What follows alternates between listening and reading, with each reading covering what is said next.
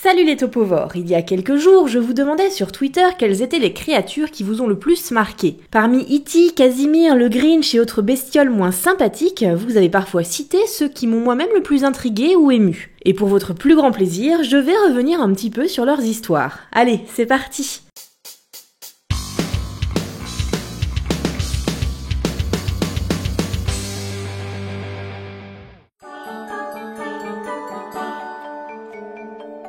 On commence avec un film incontournable du genre, les Gremlins. Et pour ceux qui n'auraient jamais vu ce chef-d'œuvre, voici un résumé en quelques mots. Le petit Billy, un soir de Noël, reçoit un cadeau tout particulier, un mogwai nommé Gizmo. Une petite bestiole très rare dont il faut prendre soin, et oui, il ne faut surtout pas le mouiller, l'exposer à la lumière, ou bien le nourrir après minuit. Mais c'est plus facile à dire qu'à faire, et malheureusement, le petit mogwai se reproduit. Les nouveaux arrivés se transforment très vite en bêtes maléfiques, les Gremlins.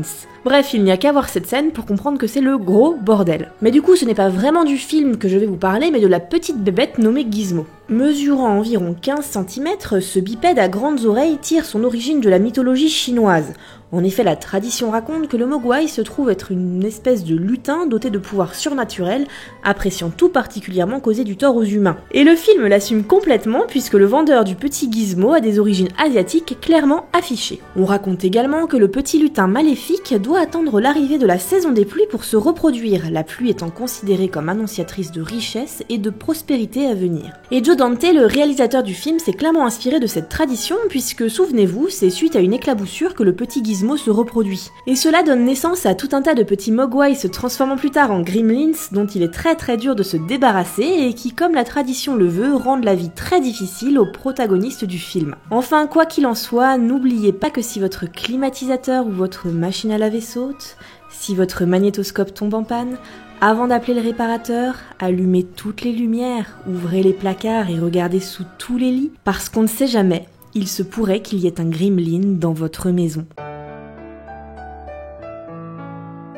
Je pourrais faire toute une émission sur ce film tellement il a marqué ma génération, tant par sa poésie que par son histoire, nous incitant à être notre propre héros de notre propre monde imaginaire. Effectivement, ce film nous raconte l'histoire de Bastien dévorant le livre le plus cool du monde, l'Histoire sans fin, où il découvre les aventures d'Atreyu et d'Artax, essayant de guérir l'impératrice du royaume de Fantasia pour anéantir le néant qui engloutit le monde. Beaucoup d'entre vous se rappellent de Falkor, ce chien dragon qui nous a fait rêver, ou alors du loup très effrayant, mais je voudrais vous parler d'un personnage qui m'a particulièrement ému, le mangeur de pierre. Ce géant apparaît pour la première fois dans le film sur un tricycle de pierre pour signaler au protagoniste l'existence du néant qui avale le monde au fur et à mesure qu'il grossit. Et lorsque l'on s'intéresse un peu à la mythologie juive, on apprend qu'elle est à l'origine du golem, un géant d'argile dépourvu de libre arbitre qui a pour rôle de défendre son créateur, en l'occurrence la communauté juive. Bon alors, dans l'histoire juive, le golem devient très puissant et surtout très méchant, si bien qu'on est obligé de le tuer. Mais je trouve le parallèle avec le film assez poétique.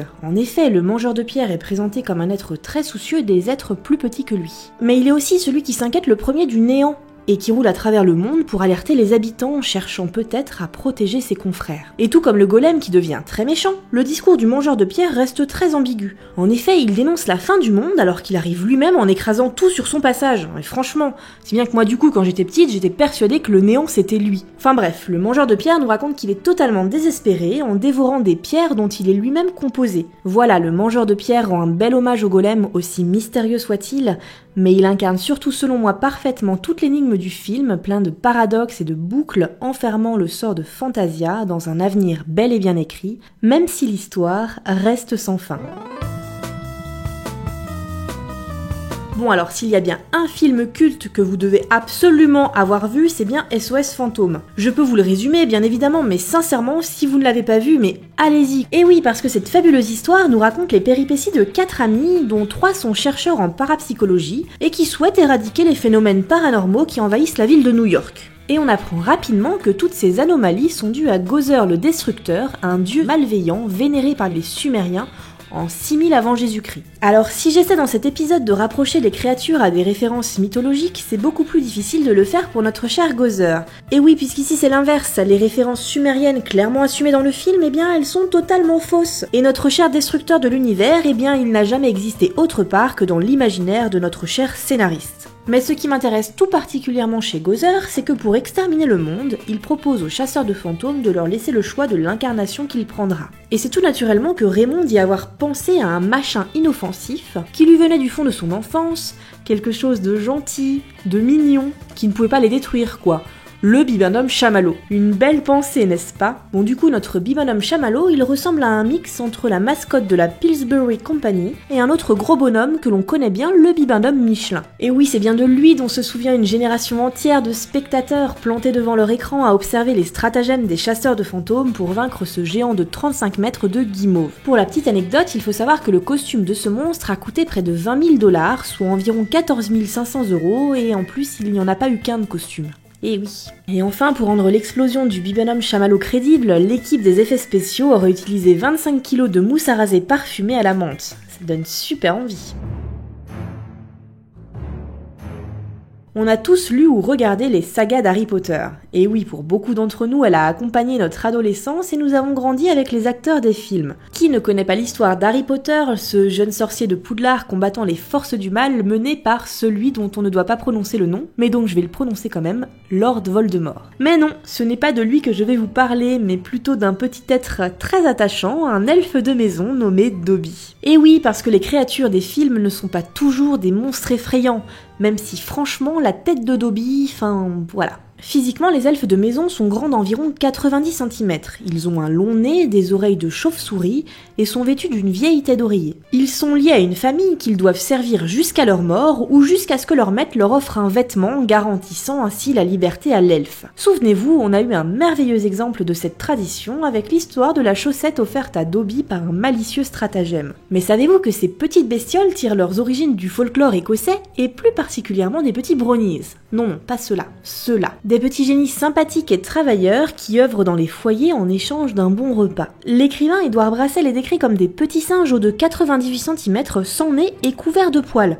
Bon ok, là c'est pas hyper ressemblant, mais tout comme les elfes de maison, ils ont la possibilité de devenir libres si on leur offre un vêtement. Il est d'ailleurs conseillé de ne pas le faire avant qu'ils aient fini leur besogne, parce que sinon, ça sera à vous de terminer. Enfin, si jamais un jour vous accueillez un elfe de maison ou un brownie chez vous, sachez que dans les deux cas, il faudra être sympa avec eux si vous ne voulez pas qu'ils se vengent sur vous. Et oui, ce sont des petits êtres bien espiègles qui ne manqueront pas de vous le faire savoir si vous les traitez mal. Mais si vous êtes le meilleur des maîtres, vous en serez récompensé, surtout si vous hébergez un petit brownie, puisque celui-ci est réputé pour être un excellent distilleur de whisky et un grand amateur de Guinness.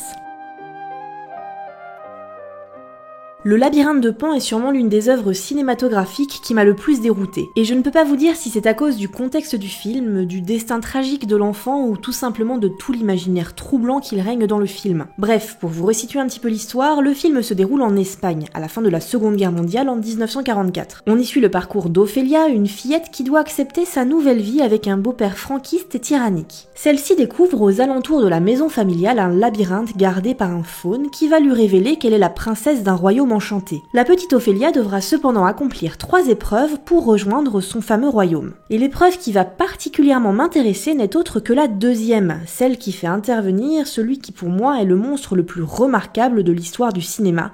J'ai nommé le Pac-Man. Mais si, vous savez, cet ogre à la peau totalement pendante et flasque qui a des yeux dans les paumes des mains. Outre le fait que le monstre offre un parallèle scénaristique très bien assumé avec Vidal, le beau papa tyrannique, le Pac-Man fait surtout référence à tout un imaginaire mythologique et religieux dont le réalisateur Guillermo del Toro s'est inspiré. En effet, l'esthétique de l'ogre qui mange ses enfants est clairement assumée comme une référence à la mythologie romaine et surtout au célèbre tableau de Goya, Saturne dévorant ses enfants. De plus, afin de rendre le visage du monstre vraiment effrayant, del Toro s'est inspiré d'un tableau de Sainte Lucie portant sur un plateau ses propres yeux. En effet, l'histoire raconte que celle-ci se les était ôtées à l'aide d'un petit couteau pour les offrir à un courtisan très insistant qui n'avait Dieu que pour elle. Elle les lui aurait donc offerts afin d'avoir la paix pour pouvoir s'adonner tranquillement à l'amour de Dieu. Super sympa comme cadeau. Bon, du coup, ça donne un résultat assez répugnant pour un monstre qui reste malgré tout bien flippant. Et voilà, c'est fini. J'espère que cet épisode vous a plu. J'étais un petit peu longue à le sortir, excusez-moi, mais c'est qu'il y a beaucoup de projets en ce moment.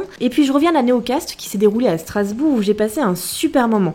J'étais ravie de croiser certains d'entre vous d'ailleurs. Merci d'ailleurs à tous ceux qui nous ont rejoints, on est déjà plus de 10 000 sur YouTube, c'est incroyable. Merci pour vos partages, pour vos commentaires et n'hésitez pas à venir sur les réseaux sociaux, il paraît que je tweete beaucoup en ce moment. Allez, sur ces quelques mots je vous laisse et puis à la prochaine!